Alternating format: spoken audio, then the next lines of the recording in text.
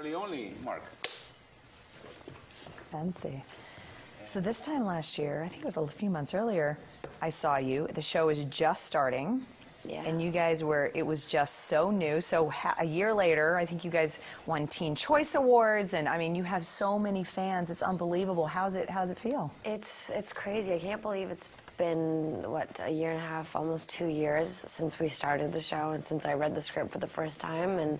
And now it has a huge following. And yeah, we won a People's Choice Award last year and a bunch of Teen Choice Awards. And it's very surreal, but really awesome. But definitely surreal because we're shooting in Georgia and we feel like we're in this bubble. I always say this, we're in a bubble and we live in a bubble. And so it's kind of interesting and cool to see what's going on outside of the bubble.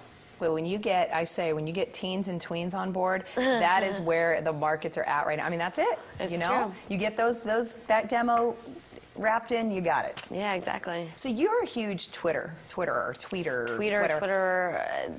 Yeah, I'm a tweeter, I guess. We were just talking about just the social network aspect of everything, and when you do get a show, a hit show, is that nice for you, or do you connect with the fans a lot? The Social Network, it was a great movie.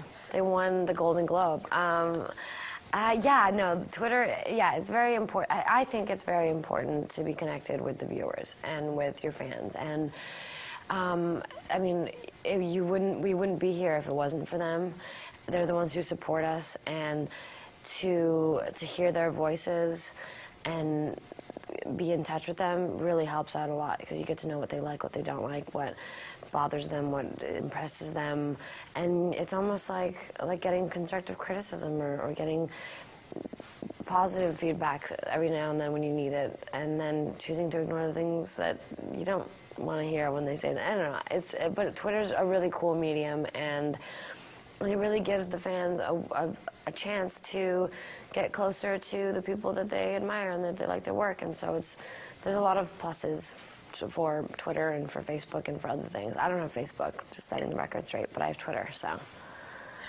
Let's talk about playing the two characters, and how has that been for you? Because they're very different, and you're very different when you play Catherine versus Lena. And talk to me about that and what you do to make it that just cool and different. Well, can you guess which one I'm playing right now? Who I am? Oh, I hope not Catherine. Because I'm interviewing you. There's Elena. Well, it's usually the superficial distinction is the curly hair and the tight clothes and the heels for Catherine versus like the Converse and the t-shirt and jeans and the straight hair kind of laid back feel for Elena physically. And a lot of the time, believe it or not, the hair and makeup and the physical kind of the clothing, all that helps a lot for creating a character and feeling like a different person. And I learned that when I was doing theater and when I was doing scene study years ago when I was training.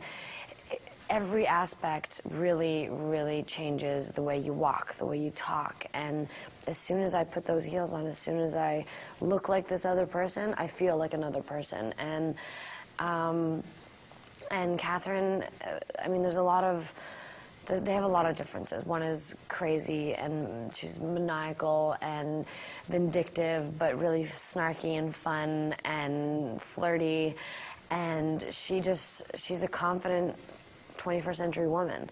But to get to the 21st century, she's lived through many centuries. So she's lived a long time and learned a lot, and she's a strong woman, and she's a force to be reckoned with. So I don't envy anyone who has to be in Catherine's path and fight her, I suppose. But with that said, I play Elena, who is directly in her path and has to fight her all the time.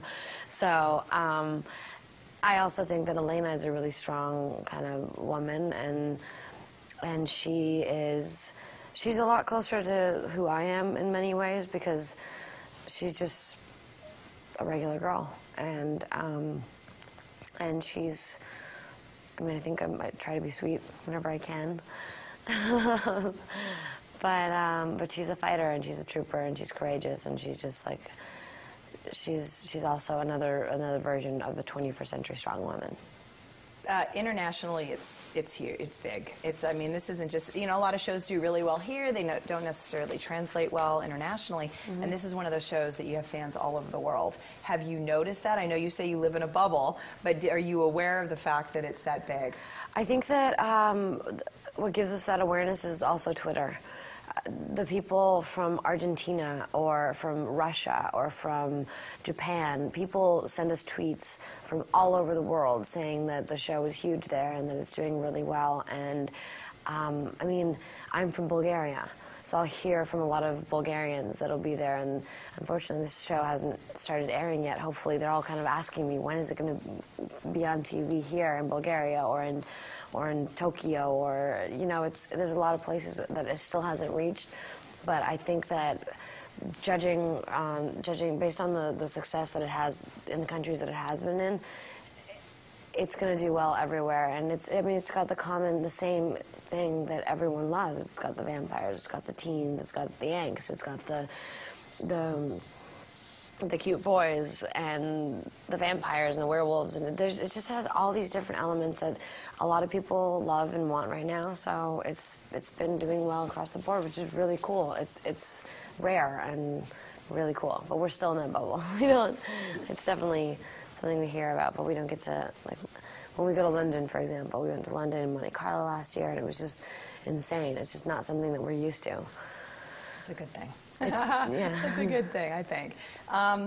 Let's talk about, didn't you, just in Bulgaria, quickly just touch on the fact, didn't you shoot in Bulgaria and were able to speak? Isn't that your language? We didn't shoot in Bulgaria, no. It was shot, the story was in Bulgaria, but we shot it in Georgia. So it was, we went back into the 1400s and the beginning of Catherine and the way she became a vampire. And because I'm Bulgarian, the writers wrote in the whole teaser in Bulgarian and in Bulgaria, but we didn't actually shoot it there, unfortunately. That would have been cool, because I would have been able to hang out with my family. I got a couple little facts, and I thought it was there, but it's still cool because you got to use your language. So yeah, awesome. I got to speak Bulgarian. I've spoken Bulgarian, English. I've done a British accent, and I've done the two characters, and it's been. For some reason, we didn't do accents when we were in the 1800s, which would have been really fun. But you're doing a great job. Thank you. Yeah, it's nice to see you again. Thank you. Take care. Good to So see you. last year when I